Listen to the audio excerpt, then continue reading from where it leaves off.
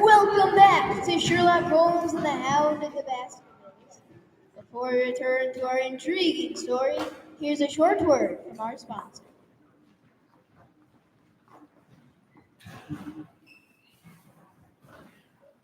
I say, Holmes, I'm having a blasted hard time planning this birthday party for my friend Stamford.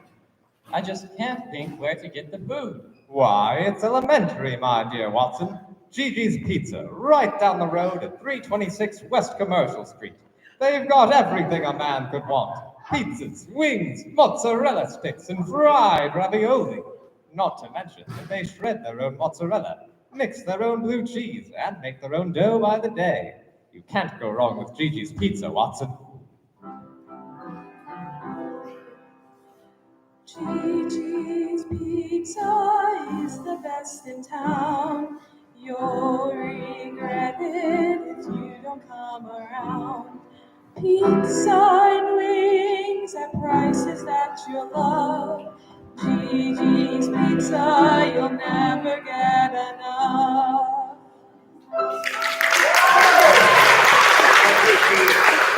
And now, back to the Hound of the Baskervilles.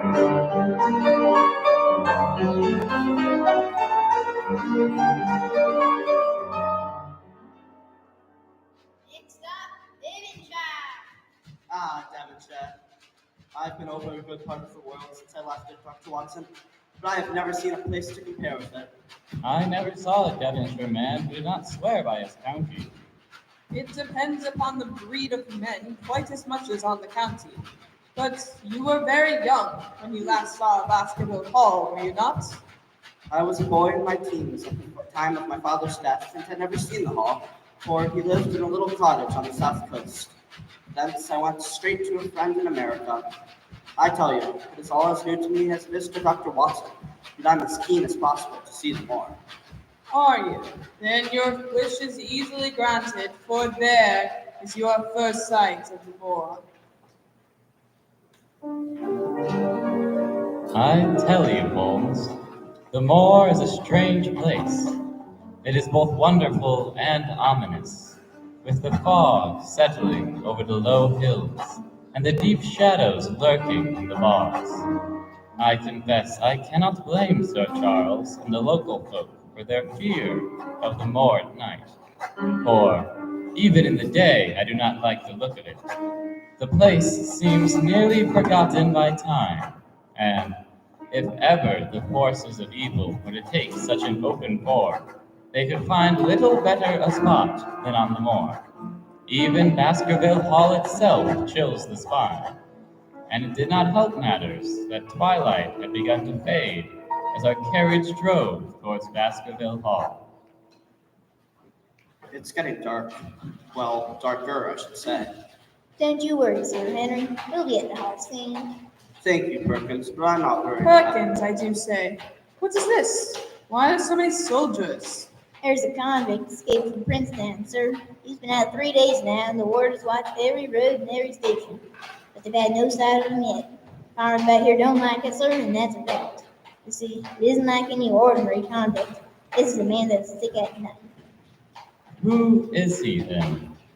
It's Selden, the Notting Hill murderer. Notting Hill. Oh, yes, I remember that case. Holmes was fascinated.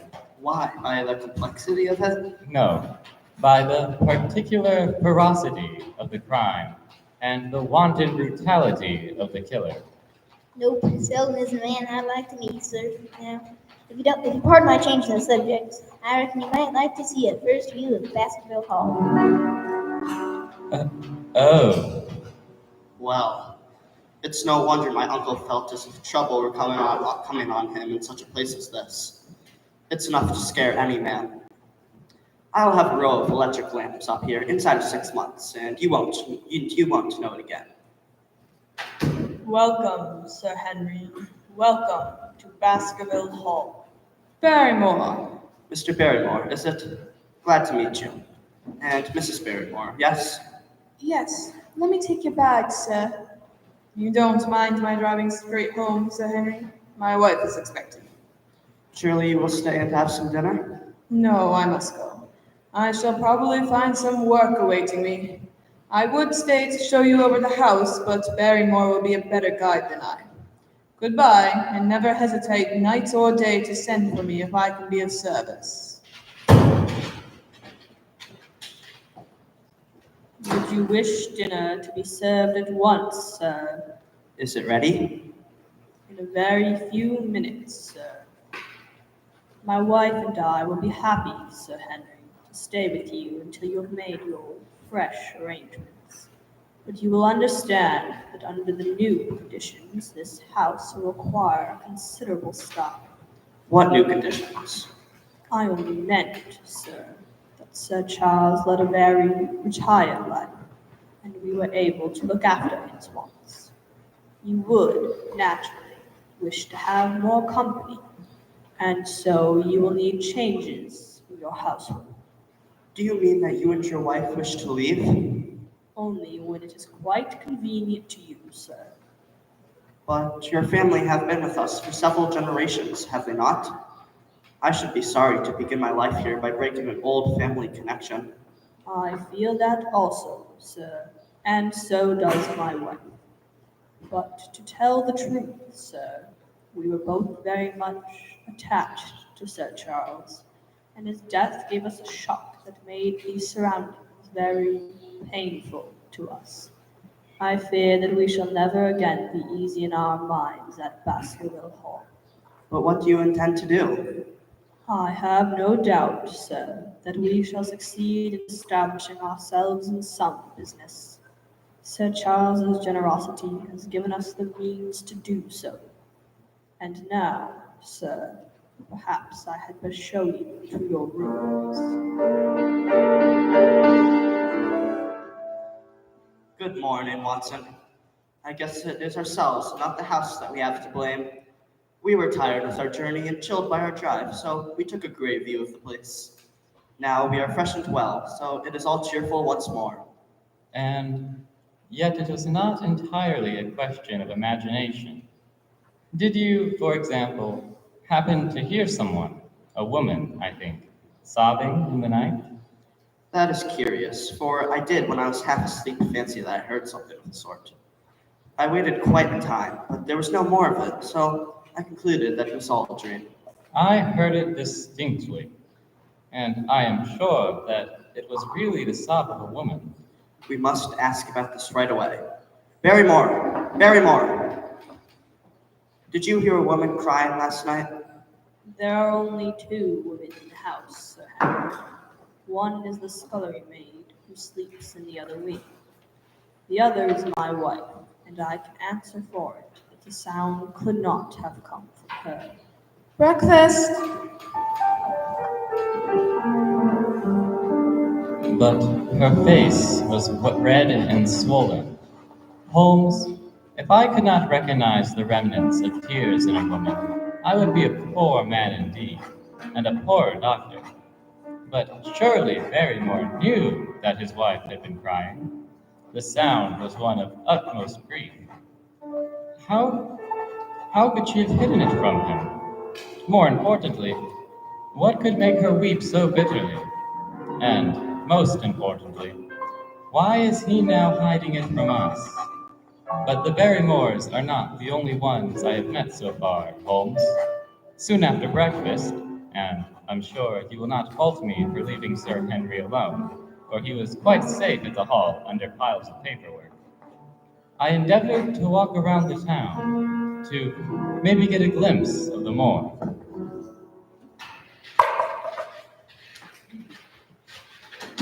Dr. Watson, Dr. Watson! Sorry, have we met? You will, I'm sure. Excuse my presumption, Dr. Watson. Here on the moor we are homely folk and do not wait for formal introductions. You may possibly have heard my name from our mutual friend, Mortimer. I am Stapleton of Merriford House. Your net and box would have told me as much, for I knew that Mr. Stapleton was a naturalist. But how did you know me? I have been calling on Mortimer, and he pointed you out to me from the window of his surgery as he passed. As I rode there the same way, I thought that I would overtake you and introduce myself. I trust that Sir Henry is none the worse for his journey. He is very well, thank you. We were all rather afraid that after the sad death of Sir Charles, the new baronet might refuse to live here. Sir Henry has, I suppose, no superstitious fears in the matter? I do not think that it is likely. Of course, you know the legend, the fiend dog which haunts the family. I have heard it. It is extraordinary how credulous the peasants are about here. Any number of them are ready to swear that they have seen such a creature upon the moor. The story took a great hold upon the imagination of Sir Charles, and I have no doubt that it led to his tragic end. But how? His nerves were so worked up that the appearance of any dog might have had a fatal effect upon his diseased heart. I fancy that he really did see something of the kind upon that last night in the yew alley. I feared that some disaster might occur, for I was very fond of the old man, and I knew that his heart was weak. How did you know that? My friend Mortimer told me. You think then that some dog pursued Sir Charles and that he died of fright in consequence? Have you any better explanation? I have not come to any conclusion. As Mr. Sherlock Holmes? It is useless to pretend that we do not know you, Dr. Watson. The records of your detective have reached us here, and you could not celebrate him without being known yourself. When Mortimer told me your name, he could not deny your identity. If you are here, then it follows that Sherlock Holmes is interesting himself in the matter, and I am naturally curious to know what view he may take. I'm afraid I cannot answer that question. May I ask if he's going to honor us with a visit himself? He cannot leave town at present. He has other cases which engage his attention. What a pity! Might throw some light on that which is so dark to us. But as to your own researches, if there is any possible way in which I can be of service to you, I trust that you will command me. I assure you that I am simply here upon a visit to my friend Sir Henry, and that I need no help of any kind. Excellent. You are perfectly right to be wary and discreet.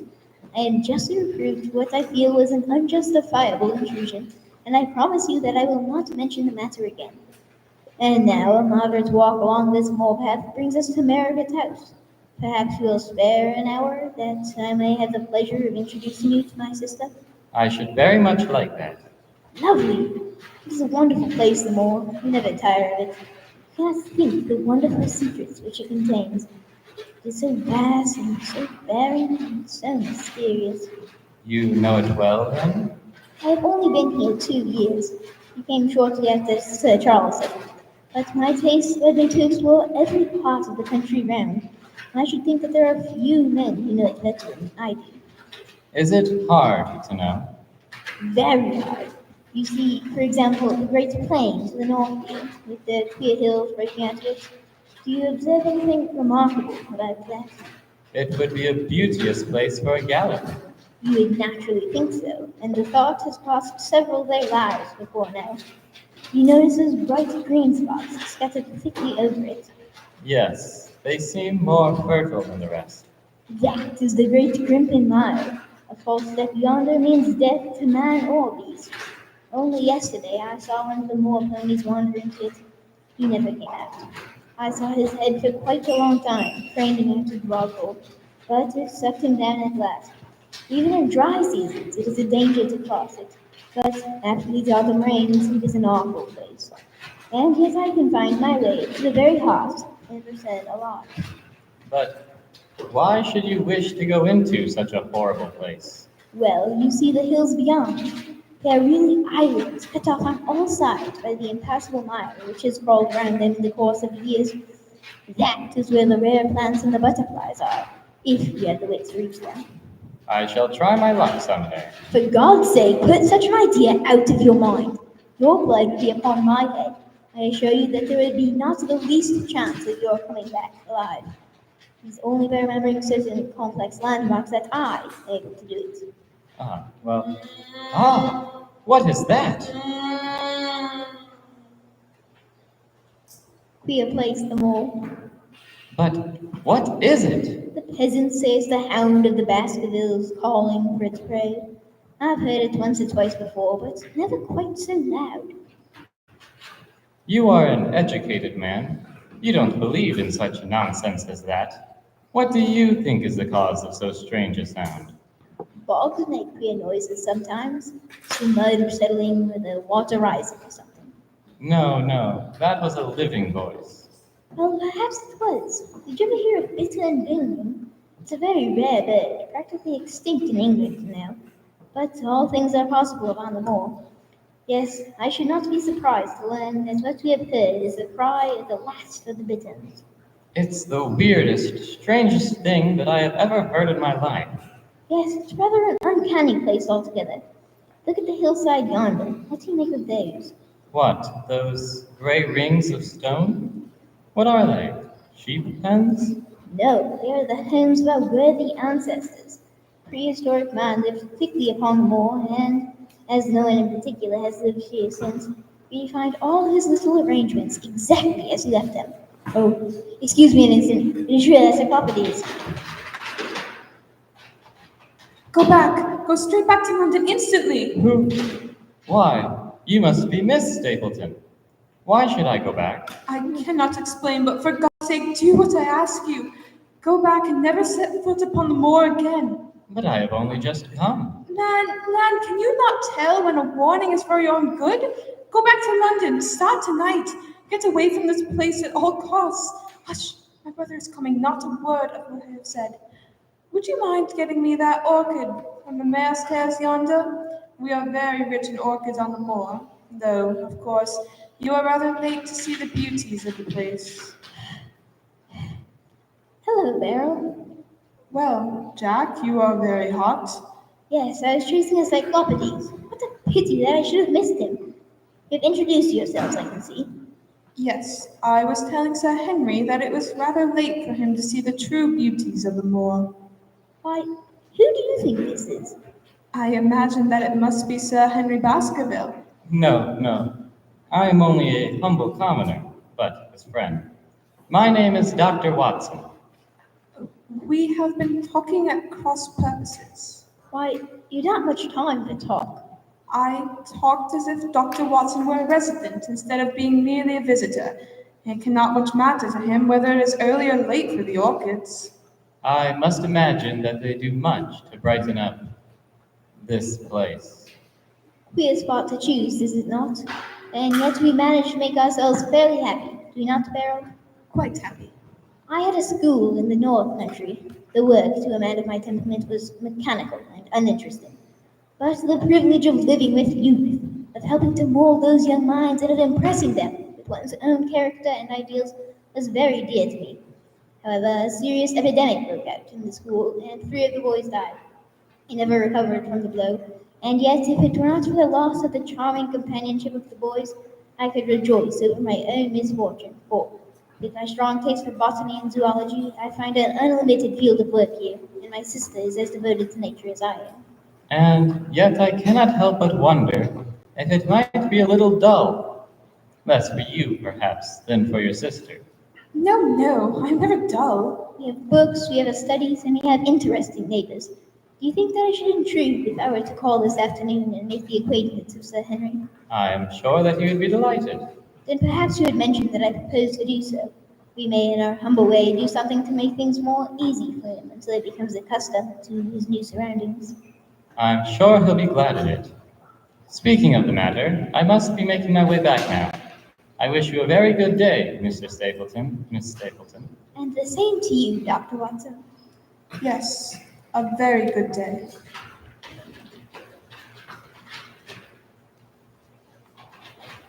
Dr. Watson. Miss Stapleton, are you... My brother must not hear us. I wanted to say to you how sorry I am about the stupid mistake I made in thinking that you were Sir Henry. Please, forget the words I said, which have no application whatever to you. But I can't forget them, Miss Stapleton. I am Sir Henry's friend, and his welfare is a very close concern of mine. Tell me why it was that you were so eager that Sir Henry should return to London. A woman's whim, Dr. Watson. No. I remember the thrill in your voice. I remember the look in your eyes. Please, be frank with me, Miss Stapleton. For ever since I have been here, I have been conscious of shadows all around me. Life has become like that great Grimpen mire, with little green patches everywhere into which one may sink, and with no guide to point the track. Tell me, then, what it was that you meant, and I will promise to convey your warning to Sir Henry. You make too much of it, Dr. Watson. My brother and I were very much shocked by the death of Sir Charles. We knew him very intimately.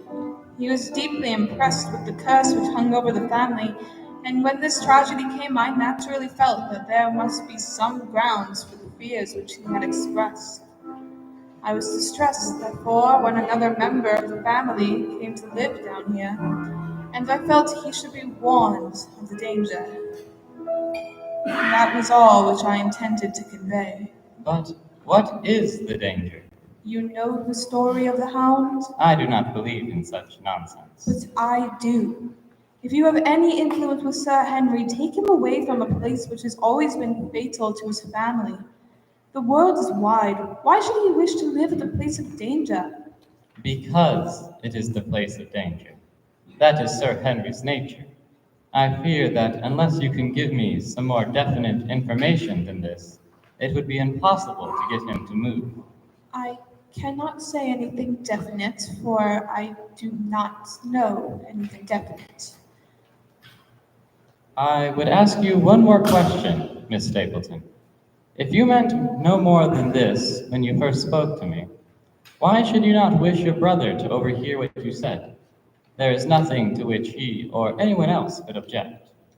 My brother is very anxious to have the hall inhabited, for he thinks it is for the good of the poor folk upon the moor. He would be very angry if he knew that I have said anything which might induce Sir Henry to go away. But I have done my duty now, and I will say no more. I must go back, or he will miss me and suspect that I have seen you. Goodbye.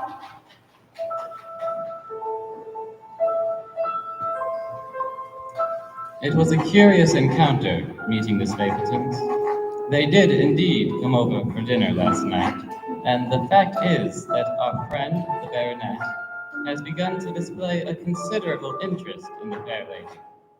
It is not to be wondered at, for she is a very fascinating and beautiful woman. There is something tropical and exotic about her, which forms a singular contrast to her cool and unemotional brother.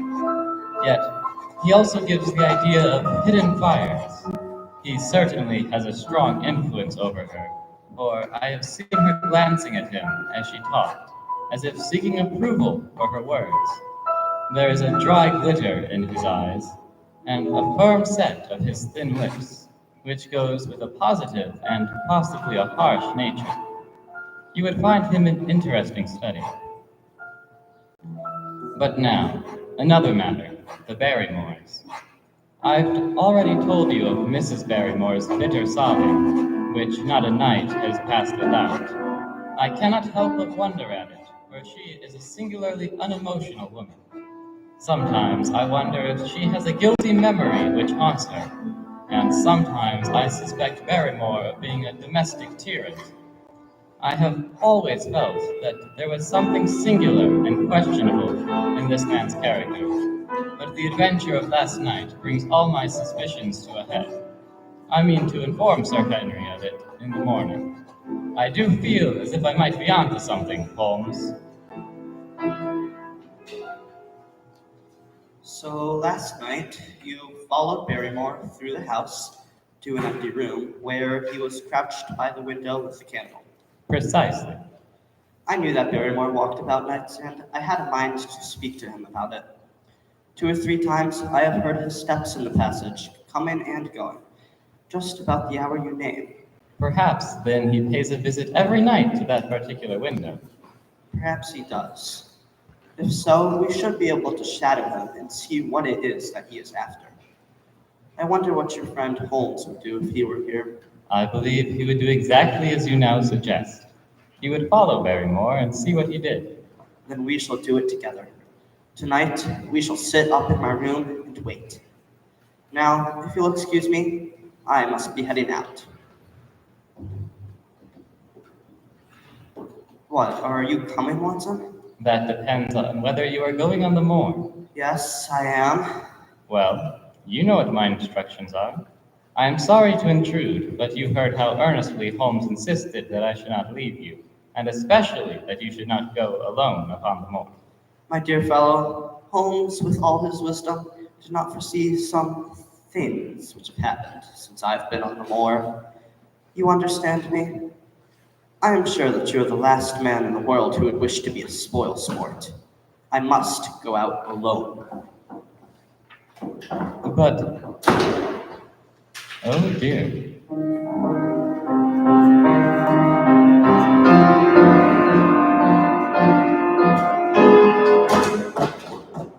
Watson, tell me straight, now, is there anything that would prevent me from making a good husband to a woman that I loved? Sir Henry? Well, I should say not, but... Well then, what's the matter with me anyhow? He can't object to my worldly position, so it must be myself that he has this aversion to.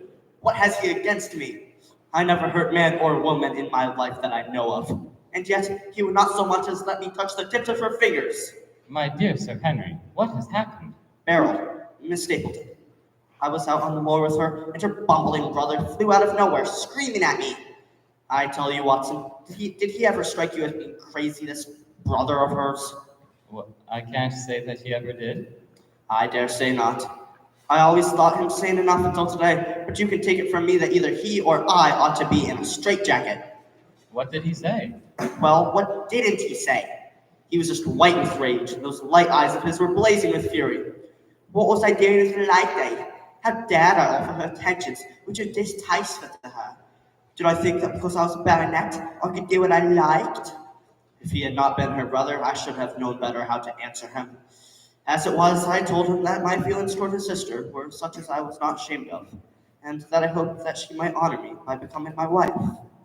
That seemed to make the matter no better, so then I lost my temper too, and I answered him rather more hotly than I should perhaps, considering that she was standing by. So it ended by his going off with her by the wrist, and here am I, as badly puzzled as any man in this county. Well, what did she have to say? Anything? Nothing. It was the strangest thing. I tell you, Watson, I've only known her these few weeks, but from the first, I just felt that she was made for me, and she, too. She was happy when she was with me, and to that I'll swear. There's a light in a woman's eyes that speaks louder than words. She was glad to meet me today, but when she did, it was not love that she would talk about. She kept coming back to it that this was a place of danger, and that she would never be happy until I had left it. I have told her that since I had seen her, I was in no hurry to leave it, and that if she really wanted me to go, the only way was for her to arrange to go with me. With that, I offered in as many words to marry her, but before she could answer, down came this brother of hers, running at us with a face on him like a madman. Just tell me what it all means, Watson, and I'll owe you more than I could ever hope to pay. I'll get it, sir. Is Sir Henry home? Stapleton, what's he doing? Why, hello, Stapleton. I must say, it's a surprise to see you now. I'm afraid I've come to make an apology, Sir Henry. My behavior this morning was reprehensible. I'll say, I have half a mind to send you away. Please, Sir Henry, just hear me out. My sister is everything in my life, you see. We've always been together, and I've been a very lonely man all my life, with only her as a companion. As such, the thought of losing her is truly terrible. I had not understood that you were becoming so attached to her. But when I saw it with my own eyes that it was really so, and that she might be taken away from me, it gave me such a shock that, for a time, I was not responsible for what I said or did. I'm very sorry for all that's past, and I see now how foolish and how selfish it was that I should imagine that I could hold a beautiful woman like my sister to myself to her whole life. If she has to leave me, I would rather it be to a neighbor like yourself than to anyone else. But in any case, it's quite a blow to me, and I'm afraid it'll take some time before I can prepare myself to meet it. I swear to you, Sir Henry, that I will withdraw all opposition upon my part, if you will swear to let the matter rest for just 3 months, and to be content with her friendship in that time, without claiming her love. Well, that certainly seems fair enough. What do you think, Watson? I should say that's very fair indeed. Then it is so. I swear, Stapleton, that for the next 3 months, I shall speak to your fair sister in nothing but friendship. Thank you, Sir Henry, thank you dearly. And to farther atone for this, might I ask that you and Dr. Watson come to dinner at Merripit House this Friday? We should be delighted to host you. That's a splendid offer, and we'll be glad to take you up on it. Thank you very much. You're very welcome. And now, my fellows, a very good day to you. You as well. Well, Watson, what do you think of that? It is natural enough that they should be so close, and I'm glad that he should understand her value. I don't say now that he isn't a crazy man, for I can't forget the look in his eyes when he ran at me this morning, but I must allow that no man can make a more handsome apology than he has done. And so, that is one of our little mysteries cleared up. It is something to have touched bottom anywhere in this bog in which we are floundering. We know now why Stapleton looked with disfavor upon his sister's suitor, even when that suitor was so eligible a one as Sir Henry. And now I pass on to another thread which I have extricated out of the tangled skein. The mystery of the sobs in the night, of the tear-stained face of Mrs. Barrymore, of the secret journey of the butler to the western lattice window. Congratulate me, my dear Holmes, and tell me that I have not disappointed you as an agent, that you do not regret the confidence which you have showed in me, and when you sent me down. All these things have, by one night's work, been thoroughly cleared.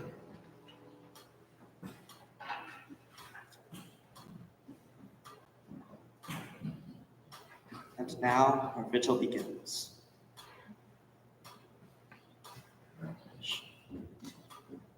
Barrymore, quick, after him. Can you see him? He's crouched by the window with the candle again. Let's wait for a while and see. What are you doing here, Barrymore? Sir Henry, nothing, sir. It was the window, sir. I go around at night to see that they are fastened. On the second floor? Yes, sir. All the windows.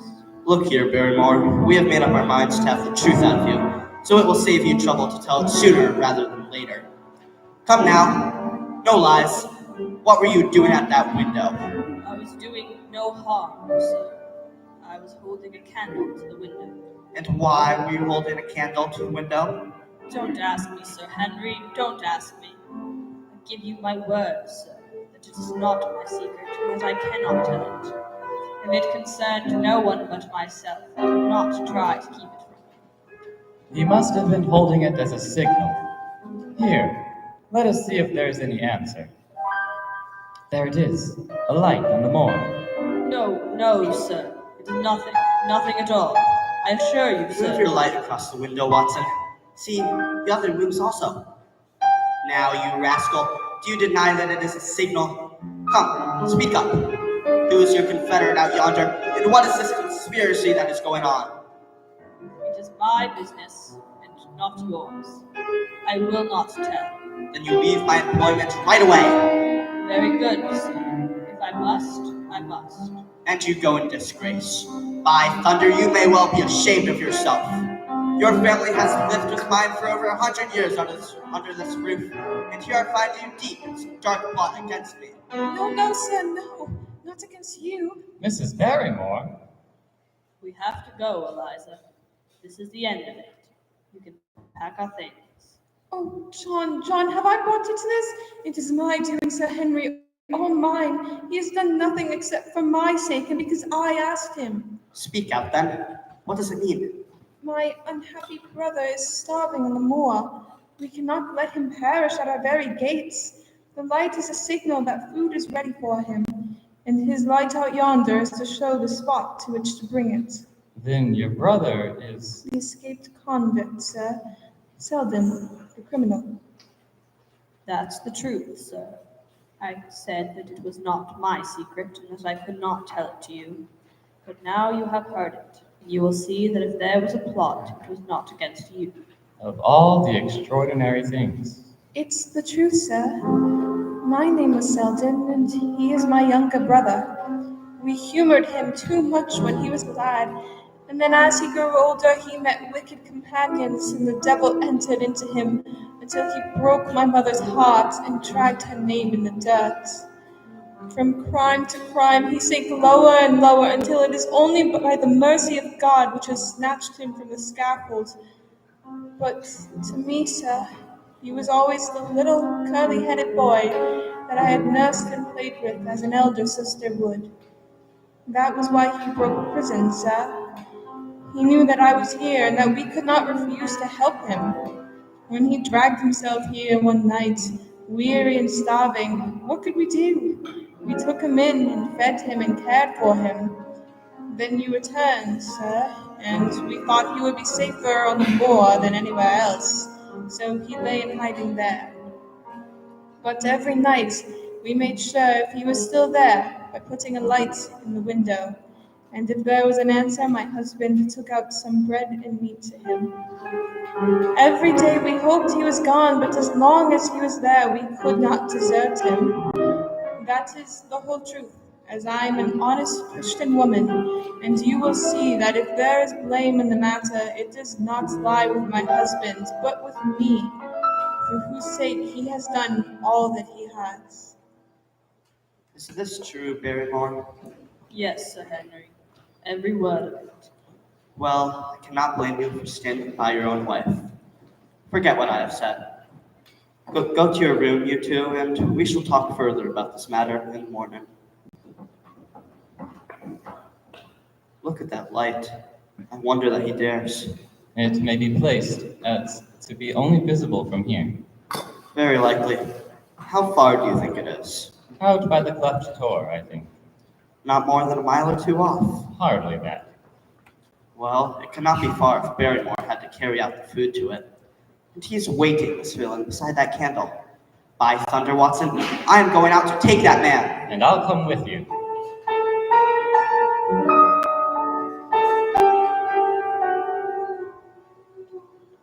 Are you armed? I have a hunting crop. We must close in on him rapidly, for he is said to be a desperate fellow. We shall take him by surprise and have him at our mercy before he can resist. I say, Watson, what would Holmes say to this? How about that hour of darkness in which the power of evil is exalted? Oh, what is that, Watson? I don't know. It's a sound they have on the moor. I heard it once before.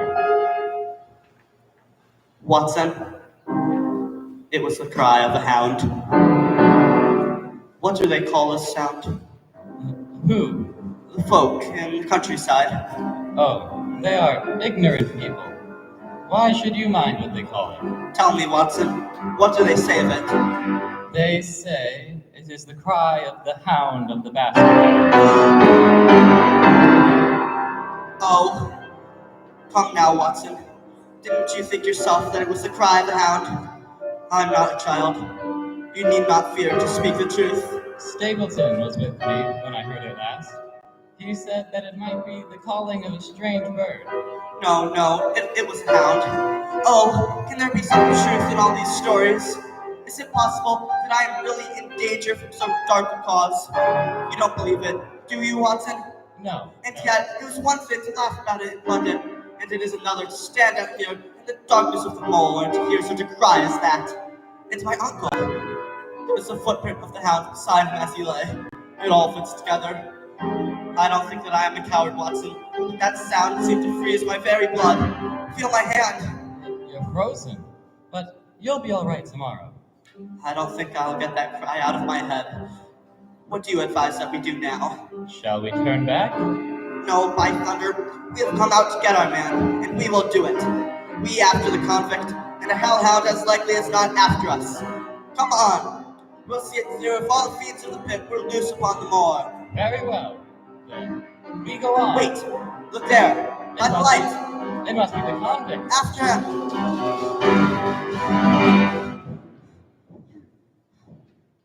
It's no use. He's too far away. By thunder. But what a wretched thing he seemed. Short, squat. I dare say I'll never get that face out of my head. Wait. Look there. The moon was low that night, and the jagged pinnacle of a granite tor stood up against the lower curve of its silver disk. There, outlined as black as an ebony statue on that shining background, I saw the figure of a man upon the tor. Do not think that it was a delusion, Holmes. I assure you that I have never in my life seen anything more clearly. As far as I could judge, the figure was that of a tall, thin man. He stood with his legs a little separated, his arms folded, his head bowed, as if he were brooding over that enormous wilderness of peat and granite which lay before him. He might have been the very spirit of that terrible place. It was not the convict. This man was far from the place where the latter had disappeared. Besides, he was a much taller man. With a cry of surprise, I pointed him out to the baronet, but in the instant during which I had turned to grasp his arm, the man was gone. There was the sharp pinnacle of granite, still cutting the lower edge of the moon, but its peak bore no trace of that silent and motionless figure. Watson, good. You finished your breakfast. Come here. Barrymore considers that he has a grievance. He thinks that it was unfair on our part to hunt his brother-in-law down when he, of his own free will, had told us the secret. I may have spoken too warmly, sir, and if I have, I am sure that I beg your pardon. At the same time, I was very much surprised when I heard you two gentlemen come back this morning and learned that you had been chasing Selby. The poor fellow has enough to fight against without my putting more upon his track. If you had told us of your own free will, it would have been a different thing. You only told us, or rather your wife only told us, when it was forced from you that you could not help yourself. I didn't think you would have taken advantage of it, Sir Henry. Indeed, I didn't. The man is a public danger. There are lonely houses scattered over the moor, and he is a fellow who would stick at nothing. You only want to get a glimpse of his face to see that. Look at Mr. Stapleton's house, for example, with no one but himself to defend it. There's no safety for anyone until he is under lock and key. He'll break into no house, sir. I give you my solemn word upon that. But he will never trouble anyone in this country again.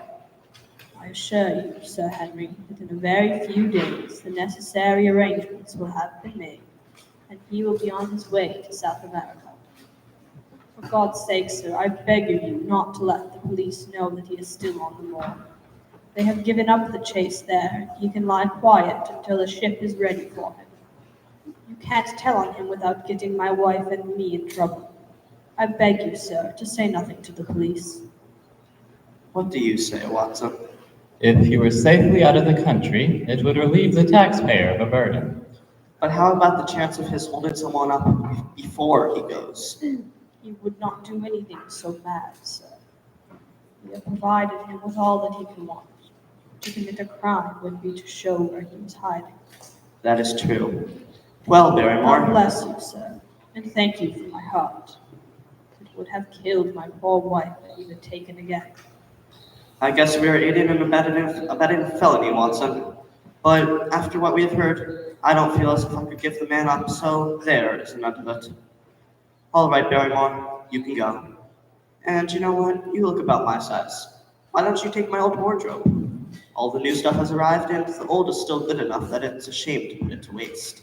Thank you, sir, but I couldn't. No, I insist. You and your wife have been quite welcoming indeed. It's the least I can do. Well then, thank you, sir. Thank you very much. You've been so kind to us, sir, that I should like to do the best I can for you in return. I know something, Sir Henry, and perhaps I should have said it before, but it was long after the inquest that I found it out. I've never breathed a word about it yet to mortal man. It's about poor Sir Charles's death. Do you know how he died? No, sir, I don't know that. What then? I know why he was at the gate at that hour. It was to meet a woman. To meet a woman? He? Yes, sir. And the woman's name? I can't give you the name, sir, but I can give you the initials. Her initials were LL. How do you know this, Barrymore? Well, Sir Henry, your uncle had a letter that morning. He usually had a great many letters, but he was a public man and well known for his kind heart, so that everyone who was in trouble was glad to turn to him. But that morning, as chance would have it, there was only this one letter, so I took more notice of it. It was from Queen Tracy, and it was addressed in a woman's hand. Well? Well, sir, I thought no more of the matter, and never would have done had it not been for my wife. Only a few weeks ago, she was cleaning out Sir Charles's study. It had been touched since his death, and she found the ashes of a burned letter in the back of the grate. The greater part of it was charred to pieces, but one little slip, the end of the page, hung together, and the writing could still be read, though it was gray on a black ground. It seemed to us to be a postscript at the end of the letter, and it said, "Please, please, as you are a gentleman, burn this letter and be at the gate by 10 o'clock." Beneath it were signed the initials L.L. Have you got that slip? No, sir, it crumbled all to bits after we moved it. Has Sir Charles received any other letters in the same writing? Well, sir, I took no particular notice of his letters. I should not have noticed this one, only it happened to come alone. And you have no idea who LL is? No, sir, no more than you have. But I expect if we could lay our hands upon that lady, we should know more about Sir Charles's death. I cannot understand, Barrymore, how you came to conceal this important information. Well, sir, it was immediately after that our own trouble came to us. And then again, sir, we are both very fond of Sir Charles, as we well might be, considering all that he has done for us. To rake this up couldn't help our poor master, and it's best to go carefully when there's a lady in the case. Even the best You of thought us. it might injure his reputation? Well, sir, I thought no good could come of it. But now you have been kind to us, and I fear as if it would be treating you unfairly to tell you all that I know about the matter. Very good, Barrymore. You can go. Well, Watson, what do you think of this new light? It seems to leave the darkness rather blacker than before. So I think. But if we can only trace LL, it should clear up the whole business. We have gained that much. We know that there is someone who has the facts if we can only find her. What do you think we should do? Let Holmes know all about this at once. It will give him the clue for which he has been seeking. I am much mistaken if it does not bring him down.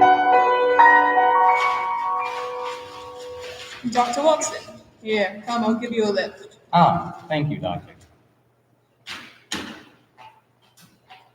Headed back to the hall, I presume. Yes, I've just been out walking on the moor. By the way, Mortimer, I suppose there are few people living within driving distance of this whom you do not know. Hardly any, I think. Can you then tell me the name of any woman whose initials are LL? Well, there's none nearby, no. But there is Laura Lyons, her initials are LL, but she lives in Coombe Tracy. Who is she? A poor girl with a sad story. She married an artist named Lyons, who came sketching on the moor. He proved to be a blackguard and deserted her. Her fault, from what I hear, may not have been entirely on one side. Her father refused to have anything to do with her because she had married without his consent, and perhaps for one or two other reasons as well. So, between the old sinner and the young one, the girl has had a pretty bad time. How does she live? I believe her old father allows her a pittance, but it cannot be more, for his own lifestyle is considerably involved. Whatever she may have deserved, one could not allow her to go hopelessly to the bad. Her story got about, and several of the people here did something to enable her to earn an honest living. Stapleton did, for one, and Sir Charles for another. I gave a trifle myself. It was to set her up in a typewriting business. Why do you ask? Ah, no reason. Just a little mystery of my own. Of no consequence, really. Ah, look, we're almost to the hall.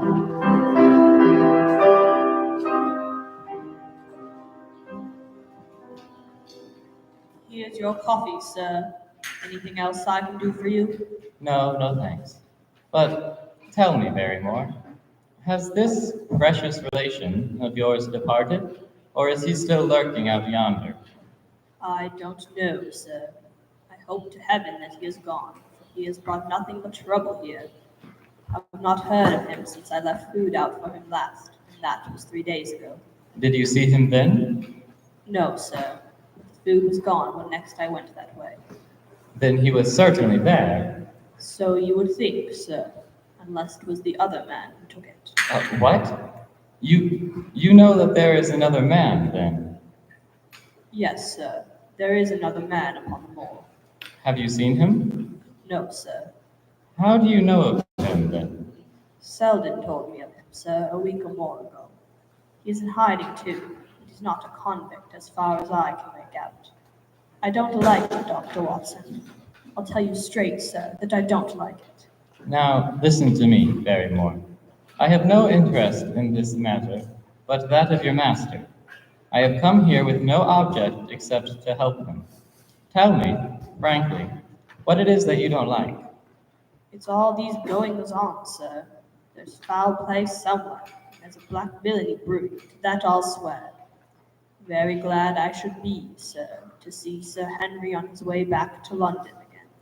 But what is it that alarms you? Look at Sir Charles's death. That was bad enough for all that the coroner said. Look at the noises of the mourners' night. There's not a man who would cross it after sundown if he was paid for it. Look at this stranger hiding out yonder, watching and waiting. What's he waiting for? What does it mean? It means no good to anyone of the name of Baskerville. I'm very glad I shall be to quit all of it on the day that Sir Henry's new servants are ready to take over the hall. But about this stranger, can you tell me anything about him? What did Selden say? Did he find out where he hid or what he was doing? He saw him once or twice, but the man is a deep one and gives nothing away. At first he thought he was the police, but soon he found out that he had some lay of his own. A kind of gentleman he was as far as he could see, but what he was doing he could not make out. And where did he say that he lived? Among the old houses on the hillside, the stone huts where the old folk used to live. But how about his food? Selden found out that there's but a lad who works for him and brings him what he needs. I dare say he goes to Coombe Tracy for what he wants. Very good, Barrymore. We may talk further of this some other time.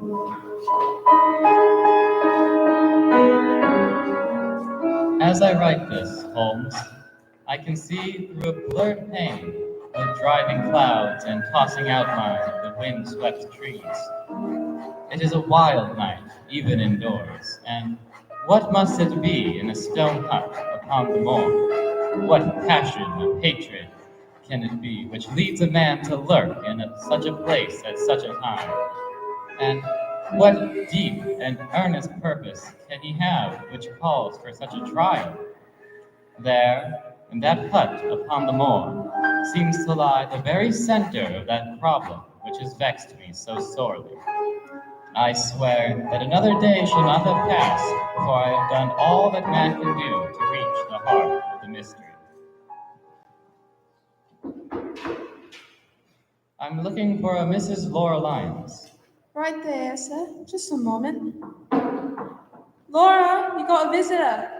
Hello? Oh, who are you? Dr. John Watson. Why are you here? I've come to ask you about the late Sir Charles Baskerville. What can I tell you about him? You knew him, did you not? I owe a great deal to his kindness. If I am able to support myself, it is largely due to the interest which he took in my unhappy situation. Did you correspond with him? What is the object of these questions? The object is to avoid a public scandal.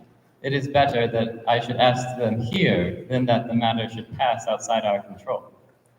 Well, I'll answer. What are your questions? Did you correspond with Sir Charles? I certainly wrote to him once or twice to acknowledge his generosity. Do you have the dates of those letters? No. Have you ever met him? Yes, once or twice, when he came into Coombe Tracy. He was a very retiring man, and he preferred to do good by stealth. But if you saw him so seldom and wrote so seldom, how did he know enough about your affairs to be able to help you, as you say that he has done? There were several gentlemen who knew my sad history and united to help me. One was Mr. Stapleton, a neighbor and intimate friend of Sir Charles's. He was exceedingly kind, and it was through him that Sir Charles learned about my affairs. Did you ever write to Sir Charles, asking him to meet you? Really, sir, this is a very extraordinary question. I'm sorry, madam, but I must repeat it. Can I answer? Certainly not. Not on the very day of Sir Charles's death? I Why, Surely no. your memory deceives you.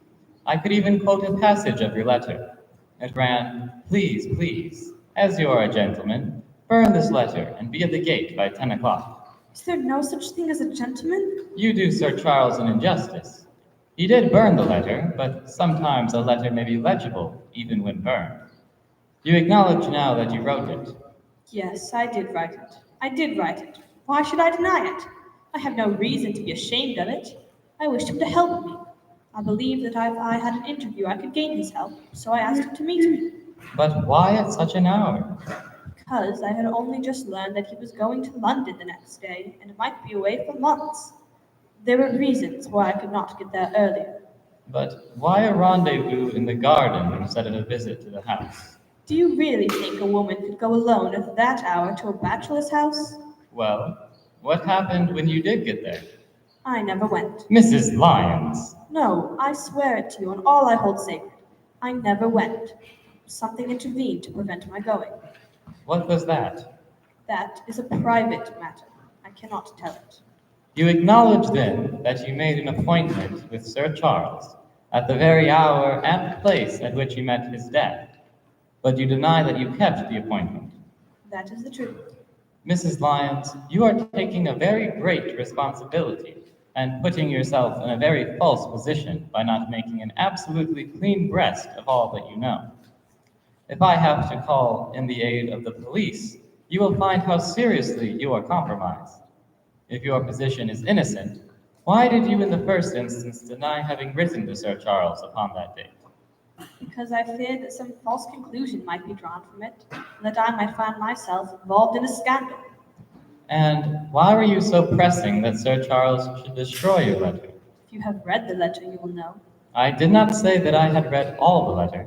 You quoted some of it. I quoted the postscript. The letter had, as I said, been burned, and it was not all legible. I ask you once again why it was that you were so pressing that Sir Charles should destroy this letter, which you received on the day of his death. The matter is a very private one. All the more reason why you should avoid a public investigation. I will tell you then. If you have heard anything of my unhappy history, you will know that I made a rash marriage and had reason to regret it. I have heard so much. My life has been one incessant persecution from a husband whom I abhor. The law is upon his side, and every day I am faced by the possibility that he may force me to live with him. At the time I wrote this letter to Sir Charles, I had learned that there was a prospect of regaining my freedom if certain expenses could be met. It meant everything to me. Peace of mind, happiness, self-respect, everything. I knew Sir Charles's generosity, and I thought that if he heard the story from my own lips, he would help me. Then how is it that you did not go? Because I received help in the interview from another source. Why, then, did you not write to Sir Charles and explain this? So I should have done had I not seen his death in the paper the next morning. Very well, then. I wish you a good day, Mrs. Lyons. I wish I could say the same of you. Goodbye. And so, another thread of this mystery has led to nowhere. It's a curious matter, to be sure. For why should she be so secretive, so reticent, if she did not have something to hide? But no, all that is left is to find the man on the moor, for surely with him lies the root of this queer entanglement. Off again, Watson. Where to this time? The moor. I hope to find the other man there, but with such a vast space, I fear it shall take several trips. Do not wait up for me. I doubt that I shall return by supper. I should like to come with you, but Dr. Mortimer is to stop by. I am to show him some plans for the renovation of the hall. I'm very sorry to miss the adventure, though. Perhaps next time. For now, I'll be off. Be safe, Watson. Are you armed? I have my revolver. Good. Best of luck to you.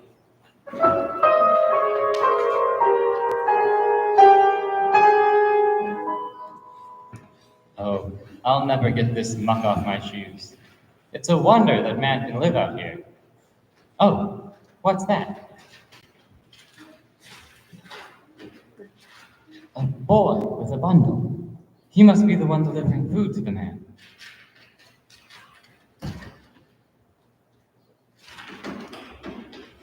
And this must be the man's hut. Yes, yes, a bundle of food. And what's this paper? Dr. Watson has gone to Coombe Tracy.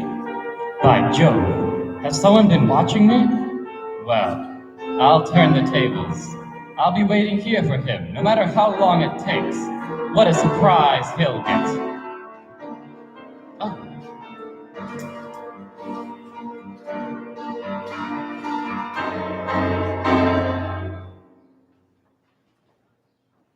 This is a lovely evening, my dear Watson. I really think you will be more comfortable outside than in.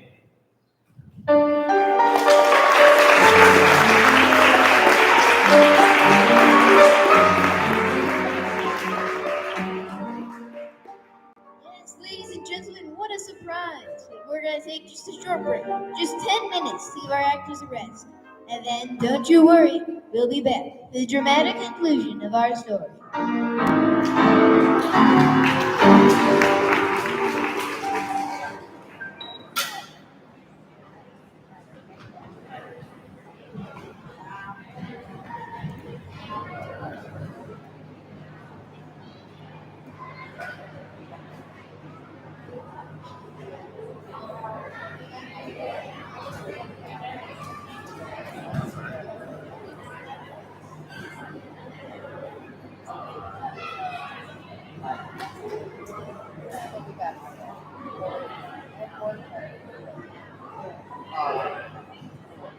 Sherlock.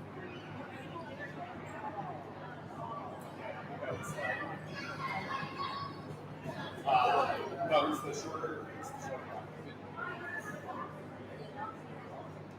Oh, no. Sorry. Are you asking what is it? Yeah. Right. Yeah.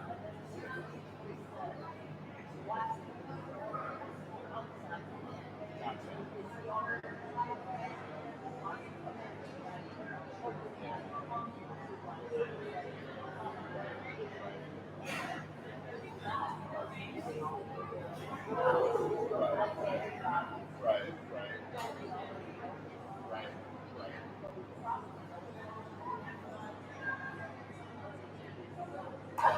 Yeah.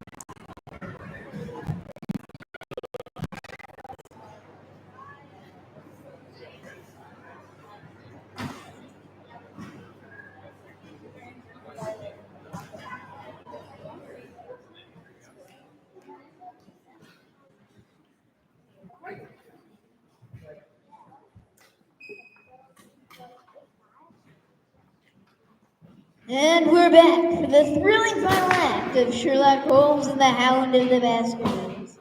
But before we continue, here's a brief word from our sponsor. A demon dog? It's enough to make the clergy shake in their boots. Could such a thing be true? Religion is a tricky thing, Watson, but perhaps your mind might be settled by a class or two at a prominent school for theology. St. Bernard's School of Theology and Ministry, perhaps. Founded in 1893, they have excellent professors and a brilliantly strong faith. There's a fascinating course I've been taking on the philosophy of God that I must confess has intrigued me greatly. Best of all, Watson, right now they're allowing anyone to order the course for free. I must say it's quite worth it.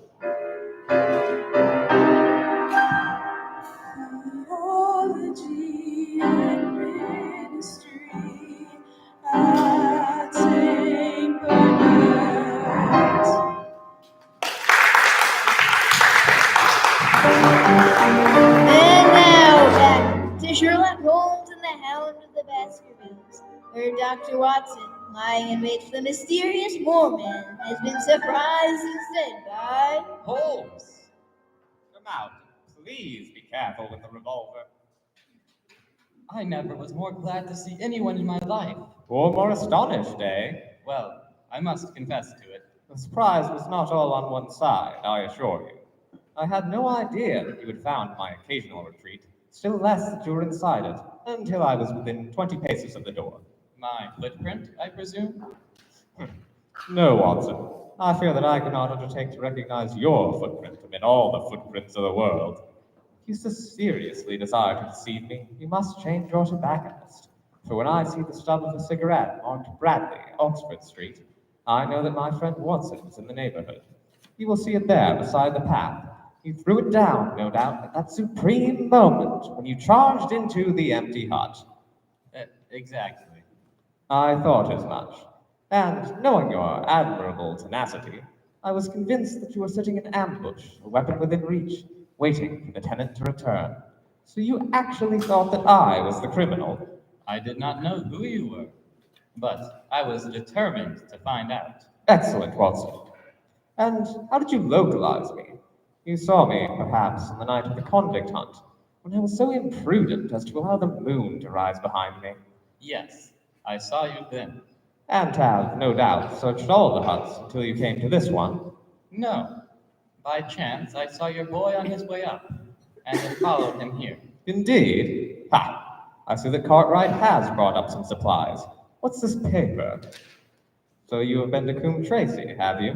Yes, To see Mrs. Laura Lyons? exactly. Well done. Our researchers have evidently been running on parallel lines. And when we unite our results, I expect that we shall have a fairly full knowledge of their case. Well, I am glad from my heart that you are here, for indeed the responsibility and the mystery were both becoming too much for my nerves. But how in the name of wonder did you come here? And what have you been doing? I thought you were in Baker Street working out that case of blackmail. That was what I wished you to think. Then you use me, and yet you do not trust me? I think that I deserve better at your hands, Holmes. My dear fellow, you have been invaluable to me in this as in many other cases, and I beg that you will forgive me if I have seemed to play a trick upon you. In truth, it was partly for your own sake that I did it, given the danger that exists here. Yet had I been with Sir Henry and you, it is confident that my point of view would have been the same as yours, and my presence would have warned our very formidable opponents to be on their guard. As it is, I have been able to get about quite a lot, quite in secret, and I remain an unknown factor, ready to throw in all my weight at a critical moment. But why keep me in the dark? For you to know could not have helped us, and might possibly have led to my discovery. You would have wished to tell me something, or in your kindness you would have brought me some comfort or other, and so an unnecessary risk would be run. I brought Cartwright down with me, one of my irregulars, you know, and he is seen after my simple wants. A loaf of bread and a clean collar. What does man want more? He has given me an extra pair of eyes and a very active pair of feet, and both have been invaluable. Then my reports, they've all been wasted. Here are your reports, my dear fellow, and very well thumbed, I assure you. I made excellent arrangements. and they are only delayed 1 day upon their way. I must compliment you exceedingly upon the zeal and the intelligence which you have shown over an extraordinarily difficult case. And now, tell me the result of your visit to Mrs. Laura Lyons, for I am very much interested in her. In fact, if you had not gone today, it is exceedingly probable that I should have gone tomorrow. This is most important. Fills up a gap which I have been unable to bridge in this most complex affair. You are aware, perhaps, that a close intimacy exists between this lady and the man Stapleton. I did not know of a close intimacy. There can be no doubt about the matter. They meet, they write, there is a complete understanding between them. Now, this puts a very powerful weapon into our hands. If I could only use it to detach his wife. His wife? I'm giving you some information now in return for all that you have given me. The lady who has passed here as Miss Stapleton is in reality his wife. Good heavens, Holmes! Are you sure of what you say? How could he have permitted Sir Henry to fall in love with her? Sir Henry's falling in love could do no harm to anyone except Sir Henry. He took particular care that Sir Henry did not come too close to her. I repeat that the lady is his wife, not his sister. But why this elaborate deception? Because he foresaw that she would be very much more useful to him, the character of a free woman. Incredible. It is he, then, who is our enemy? So I read the riddle. He's been dogging us since London, I fancy. Remember the stolen boot? Yes. But then the warning. It must have come from her. Exactly. But are you sure of this, Holmes? How do you know the woman is his wife? Because he slipped up. He told you a true piece of autobiography upon the occasion when he first met you, and I dare say has much regretted it since. He was once a schoolmaster in the north of England. Now, there is no one more easy to track than a schoolmaster. A little investigation showed me that the school had come to grief under atrocious circumstances, and that the man who owned it, the name was different, had disappeared with his wife. The descriptions agreed, and when I learned that the missing man was devoted to entomology, the identification was complete. If this woman is in truth his wife, where does Mrs. Laura Lyons come in? That is one of the points upon which your own research has shed light. Your interview with the lady has cleared the situation very much. I did not know about a projected divorce between herself and her husband. In that case, regarding Stapleton as an unmarried man, she counted no doubt upon becoming his wife. And when she is undeceived? Why, then we may find the lady of service. It must be our first duty to see her, both of us, tomorrow. Don't you think, Watson, that you are away from your charge rather long? Your place should be at Baskerville Hall. Yes. But one last question, Holmes. Surely there is no need of secrecy between you and me. What is the meaning of it all? What is he after? It is murder, Watson. Refined, cold-blooded, deliberate murder. Do not ask me for particulars. My nets are closing upon him, even as his are upon Sir Henry, and with your help, he is already almost at my mercy. There is but one danger which can threaten us. It is that he should strike before we are ready to do so. Another day, 2 at the most, and I have my case complete. But until then, guard your charge as closely as ever a fond mother watched her ailing child. Your mission today has justified itself, and yet I could almost wish that you had not left his side. Hark! By thunder! What was that? Hush! Hush! Where is it? Where is it, Watson? There, I think. No, there! The Hound! Come, Watson, come! Great heavens, we are too late! Listen!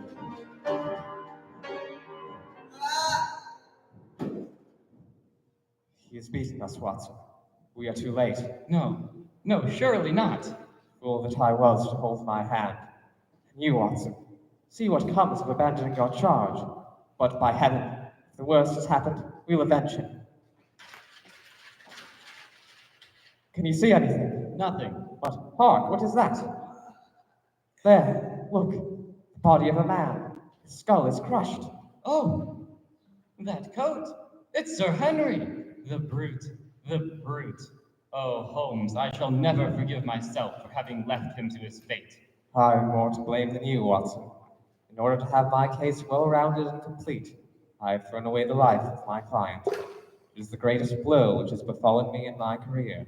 And how could I know, that he would risk his life alone upon the moor, in the face of all my warnings? That we should have heard his screams. Oh, those screams. And yet have been unable to save him. Where is this brute of a hound which drove him to his death? It may be lurking among these rocks at this instant. And Stapleton, where is he? He shall answer for this deed. He shall, I will see to that. Uncle and nephew have been murdered, the one frightened to death by the very sight of a beast which he thought to be supernatural, the other driven to his end in his wild flight to escape from it. But now we have to prove the connection between the man and the beast. Save from what we heard, we cannot even swear to the existence of the latter, since Sir Henry has evidently died from the fall. But by heavens, cunning as he is, the fellow shall be in my power before another day is passed. Why should we not seize him at once? Our case is not complete. The fellow is wary, cunning to the last degree. It is not what we know, but what we can prove. If we make one false move, the villain may escape us yet. What can we do? There will be plenty for us to do tomorrow. Tonight, we can only perform the last offices to our poor friend. We must send for help, Holmes. We cannot carry him all the way to the hospital. Good heavens! Are you mad? A beard! A beard! The man has a beard! A beard? It is not the baronet, it is my neighbor, the convict. The convict? Good heavens, you're right. But the coat. Wait a minute. Sir Henry gave his old wardrobe to Barrymore. He must have passed it on to the criminal. And the clothes have been the poor devil's death. Boot from the hotel. It becomes clear now. The hound has been laid on from some article of Sir Henry's, and so ran this man down. There is one very singular thing, however. How came Selden, in the darkness, to know that the hound was on his trail? He heard him? To hear a hound upon the moor would not work a hard man like this convict into such a paroxysm of terror that he would risk recapture by screaming wildly for help. By his cries, he must have run a long way after he knew the animal was on his track. How did he know? The greater mystery to me is why this hound, presuming that all our conjunctures are correct. I presume nothing.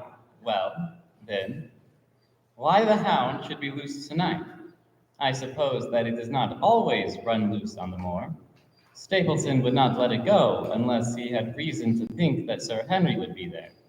My difficulty is the more formidable of the two, for I think that we shall very shortly get an explanation of yours, while mine may remain forever a mystery. The question now is, what shall we do with this poor wretch's body? We cannot leave it here, the foxes, the ravens. I suggest that we put it in one of the huts until we can communicate with the police. Exactly. I have no doubt that you and I could carry it so far. Hello, Watson, what's this? It's the man himself, by all that's wonderful and audacious. Not a word to show your suspicions, not a word, or my plans crumble to the ground. Why, Dr. Watson, that's not you, is it? You're the last man that I should have expected to see out on the moor at this time of night. But, dear me, what's this? Somebody hurt. Don't tell me it is our friend Sir Henry. And who's this? It is Selden, the man who escaped from Princetown. Dear me, what a very shocking affair. How did he die? He appears to have broken his neck by falling over these rocks. My friend and I were strolling on the moor when we heard a cry. I heard a cry also. That was what brought me out. I was uneasy about Sir Henry, Why about Sir Henry in particular? because I had suggested that he should come over.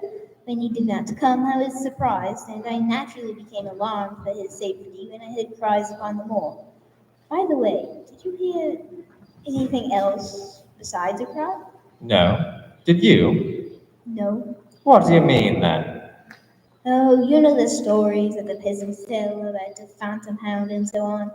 It is said to be heard at night upon the moor. I was wondering if there was any evidence of such a sound tonight. We heard nothing of the kind. And what is your theory of this poor fellow's death? I have no doubt that anxiety and exposure have driven him off his head. He has rushed about the moor in a crazy state and eventually fallen over here and broken his neck. That seems the most reasonable theory. What do you think about it, Mr. Sherlock Holmes? You are quick at identification. We have been expecting you in these parts since Dr. Watson came down. You are in time to see a tragedy. Yes, indeed. I have no doubt that my friend's explanation will cover the facts. I will take an unpleasant remembrance back to London with me tomorrow. Oh, you return tomorrow? That is my intention. I hope your visit has cast some light upon these occurrences which have puzzled us. One cannot always have the success for which one hopes. An investigator needs facts and not legends or rumors. It is not a satisfactory case.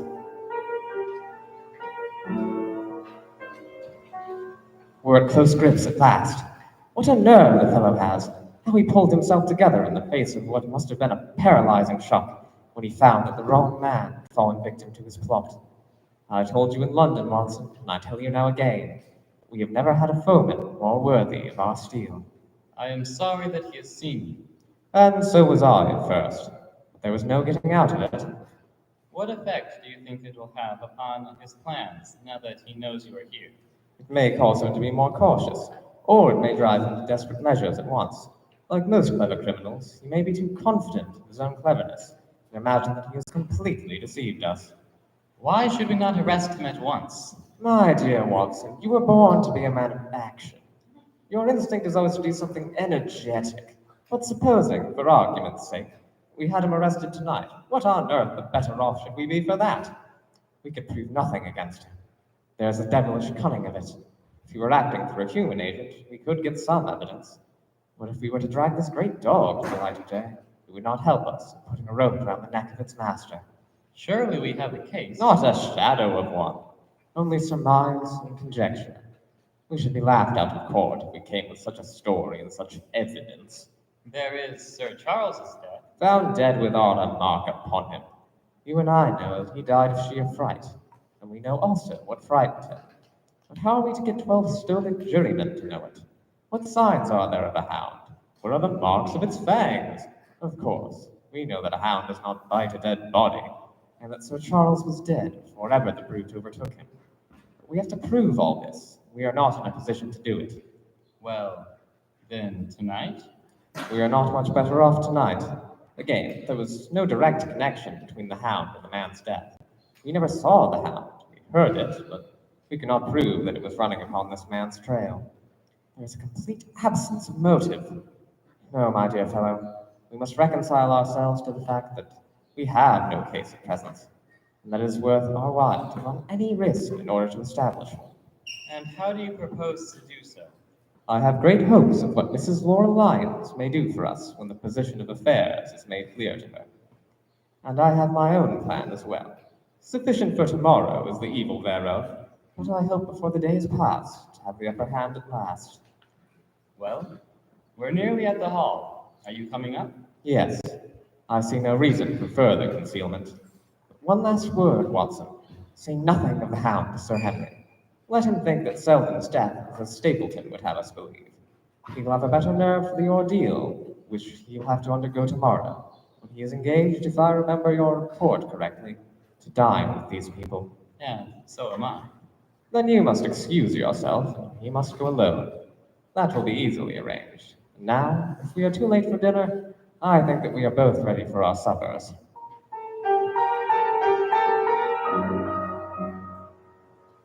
Well, Mr. Holmes, even with the news of that gruesome death, I must say I'm mighty glad to see you. I've been moping in the house all day since Watson went off in the morning. I guess I should have some credit, for I have kept my promise.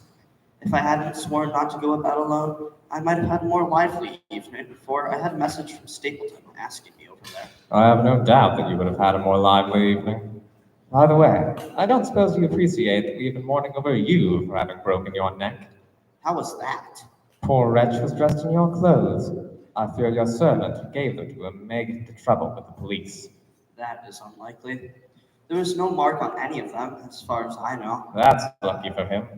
In fact, it's lucky for all of you, since you are all on the wrong side of the law in this matter. I'm not sure that, as a conscientious detective, my first duty is not to arrest the whole household. Watson's reports are most incriminating documents. But how about the case? Have you made anything out of the tangle? I don't know that Watson and I are much the wiser since we came down. I think that I shall be in a position to make the situation rather more clear to you before long. It has been an exceedingly difficult and most complicated business. There are several points upon which we still want light, but it is coming all the same. We've had one experience, as Watson has no doubt told you. We heard the hound on the moor, so I can swear that it is not all empty superstition. I had something to do with dogs when I was at West, and I know one when I hear one. If you can muzzle that one and put him on a chain, I'll be ready to swear you are the greatest detective of all time. I think I will muzzle him and chain him, all right, if you will give me your help. Whatever you tell me to do, I will do. Very good.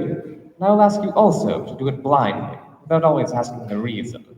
Just as you like. If you will do this, I think the chances are that our little problem will soon be solved. I have no doubt. What is it? These are family portraits, are they not? All the Baskervilles there ever were, give or take.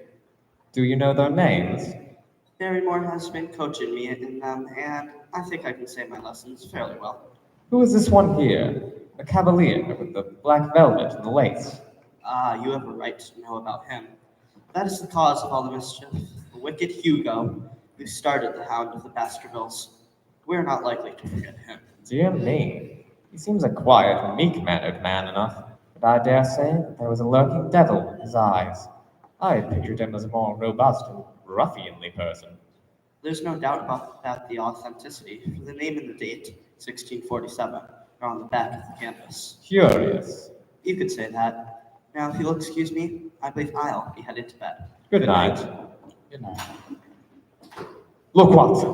Portrait of Sir Hugo. Do you see anything there? Well, he looks quite opulent, stern-faced, thin lips, cold Is light it like eyes. anyone you know?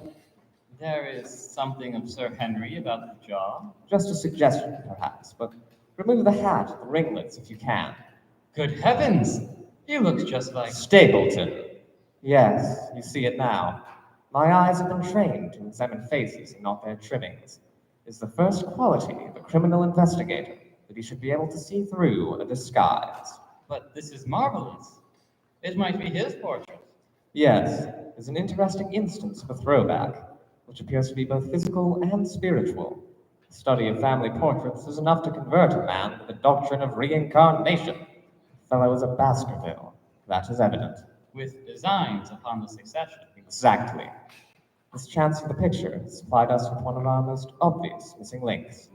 We have him, Watson. We have him. And I dare swear that before tomorrow night, he will be fluttering in our net, as helpless as one of his own butterflies.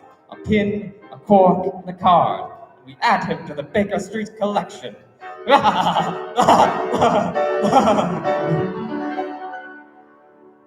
Good morning, Watson. Yes, we should have a full day today. Nets are all in place, and the drag is about to begin. We'll know before the day is out whether we have caught our big, lean-jawed pike, or whether he has got through the meshes. Have you been on the moor already? I have sent a report from Grimpen to Princetown as to the death of Selden. I think I can promise that none of you will be troubled with the matter. And I have also communicated with my faithful Cartwright, who will certainly have pined away at the door of my hut, as a dog does at its master's grave, if I had not set his mind at rest about my safety. What is the next move? To see Sir Henry. Ah, here he is. Good morning, Holmes. You look like a general, planning a battle with his chief of the staff. That is the exact situation. Watson here was asking for orders. And so do I. Very good. You are engaged, as I understand, to dine with our friends the Stapletons tonight. I hope that you will come also. They're very hospitable people, and I'm sure that they would be very glad to see you.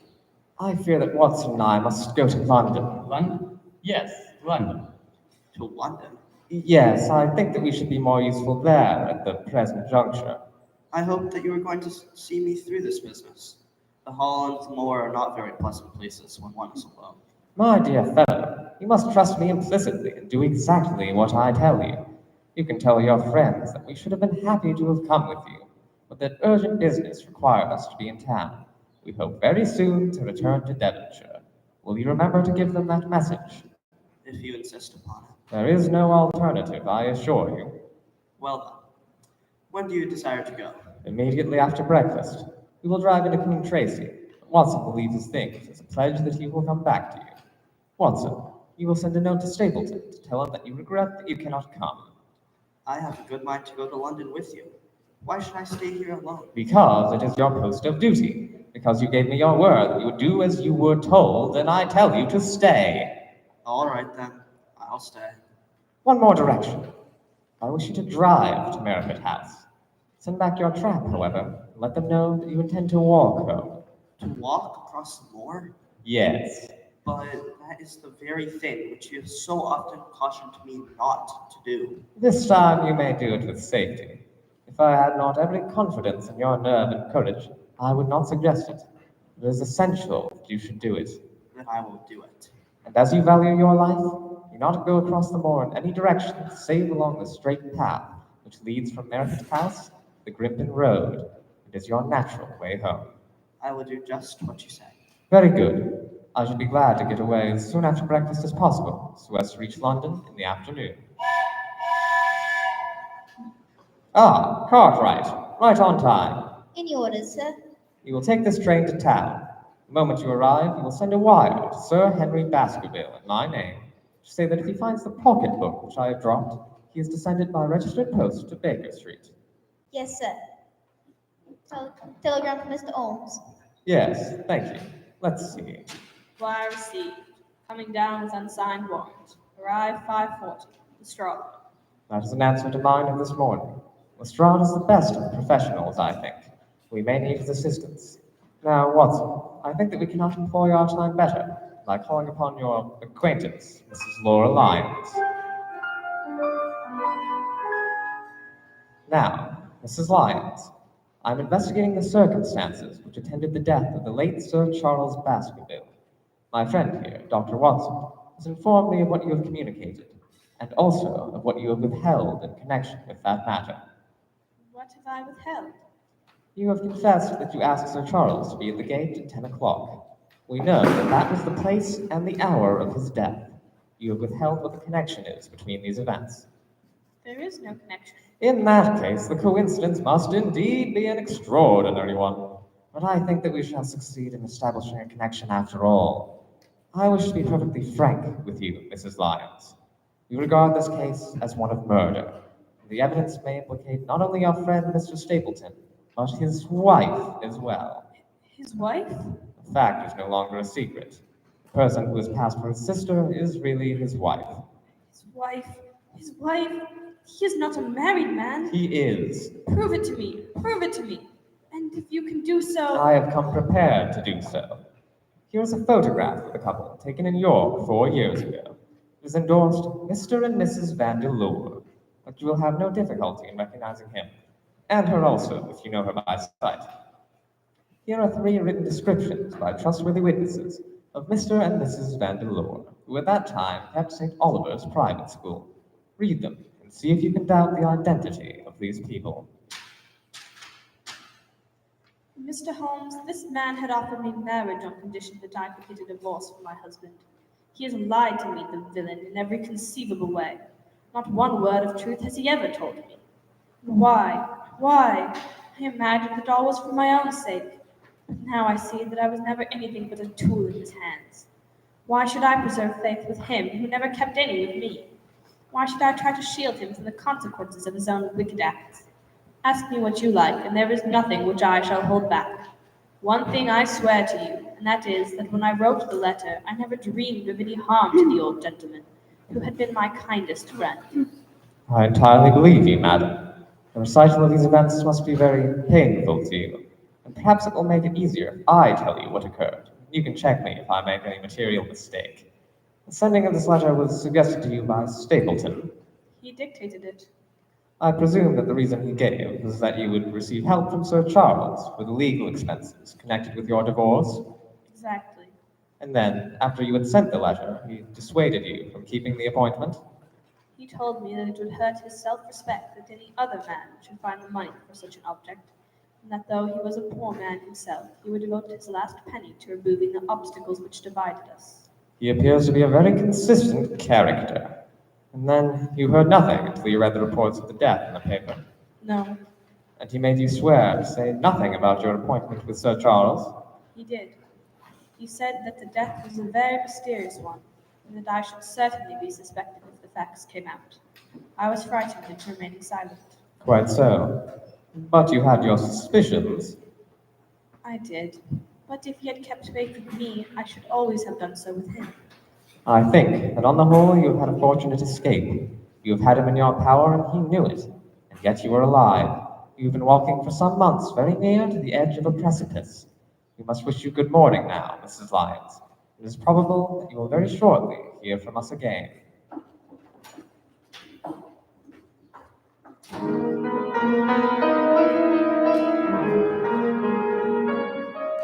Our case becomes rounded off, and difficulty after difficulty thins away in front of us.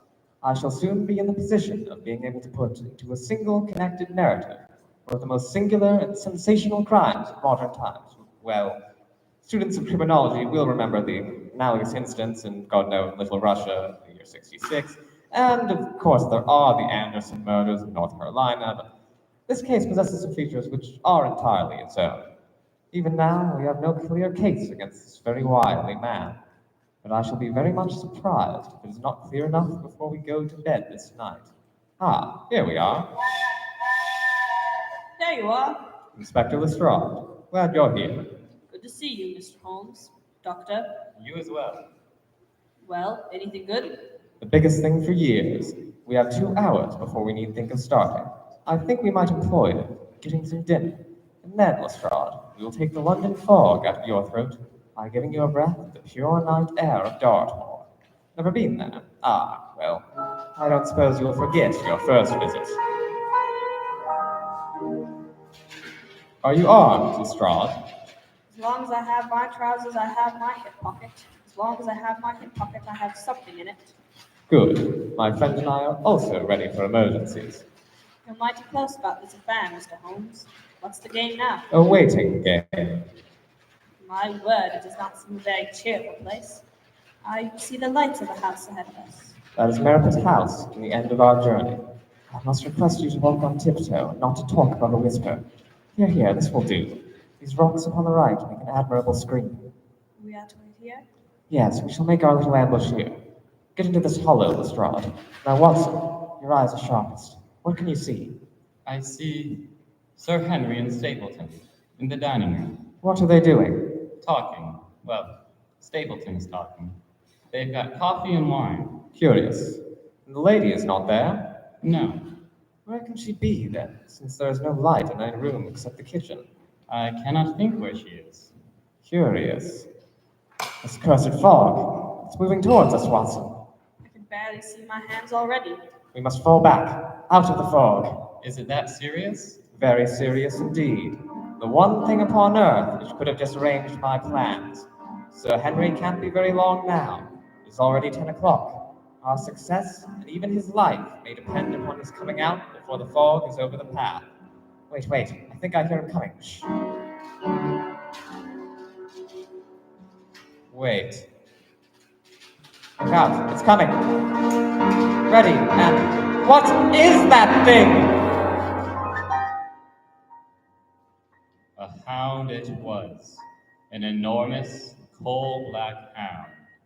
But not such a hound as mortal eyes have ever seen. Fire burst from its open mouth.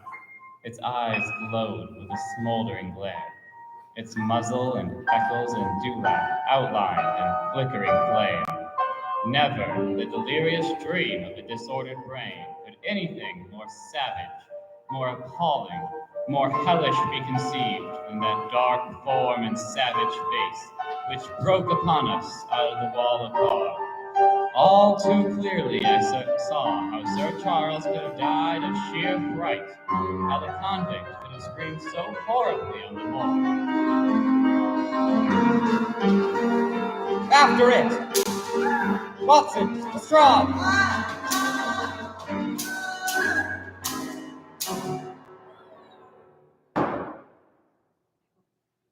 Holmes, is it dead?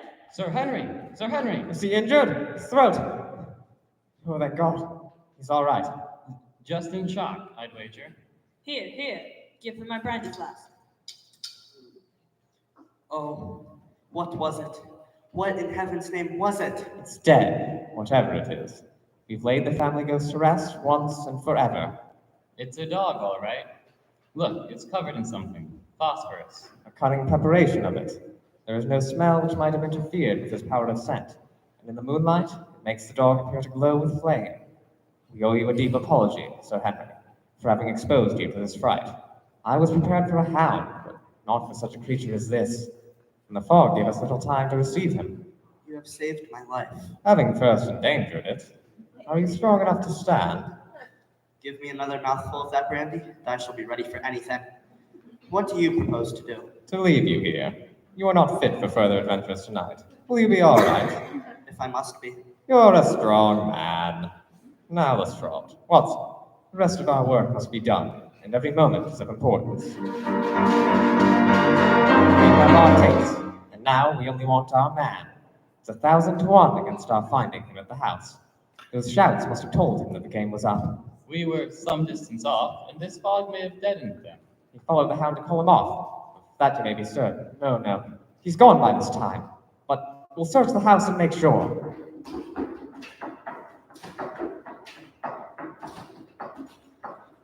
There's someone in here. I can hear movement. Open this door. Mrs. Stapleton! By George, untie her! What are these? Lash marks? The brute! Here, Lestrade, your brandy bottle. Put her in the chair. She has fainted from abuse and exhaustion. Is he safe? Has he escaped? He cannot escape us, madam. No, I did not mean my husband. Sir Henry, is he safe? Yes, And the hound? it is dead. Thank God, thank God. Oh, this villain. Look, see these bruises. See how he's treated me. Oh my word. But this is nothing. It is my mind and soul that he has tortured and defiled. I could endure it all. Ill usage, solitude, a life of deception, everything. As long as I could still cling to the hope that I had his love. But now I know that in this also I have been his dupe and his tool. You bear him no goodwill, madam. Tell us then where we shall find him. If you have ever aided him in evil, help us now and so atone. There is but one place where he can have fled. There is an old tin mine on an island in the heart of the Maya. It was there that he kept his hounds, and there also he had made preparations so that he might have a refuge. That is where he would fly. On the contrary, look at the fog. No one could find his way into the Grimpen Mire tonight. He may find his way in, but never out. How can he see the guiding wands tonight? We planted them together, he and I, to mark the pathway through the mire. Oh, if I could have only plucked them out today, then indeed you would have had him at your mercy. We cannot follow him tonight, that much is clear. But in the morning, perhaps you could be so kind as to guide us to the start of this pathway.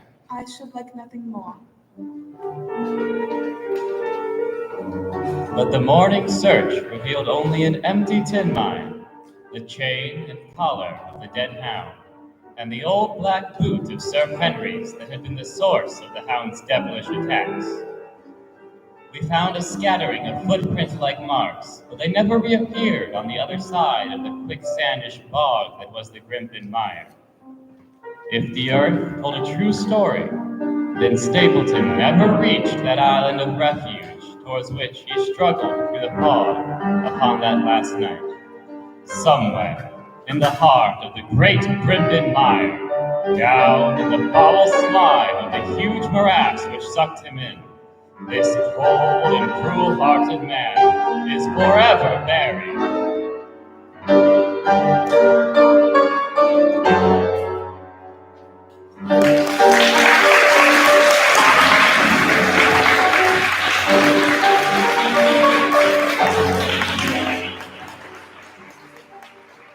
Thank you, ladies and gentlemen. This has been WYFH, Playhouse of the Air. Brought to you this and every week by Gigi's Pizza and St. Bernard School of Theology and Ministry.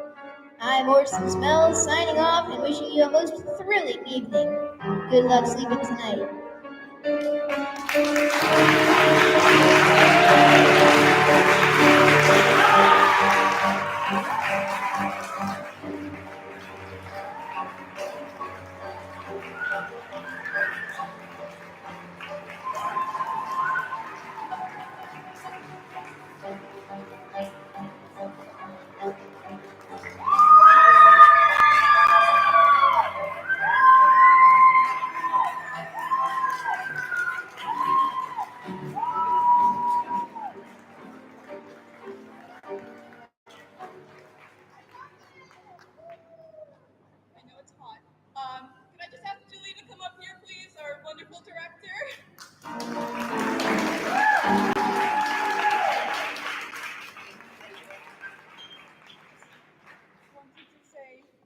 thank you, and what an amazing job Julia has done with this show.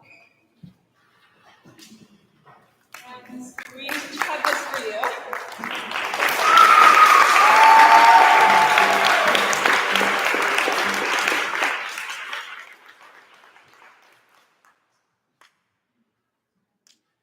Thank you guys for coming. This is my first solo adapted and directed show before college, so I'm proud of that. But yeah, thank you guys for coming. It means a lot, and I hope you really enjoyed the show.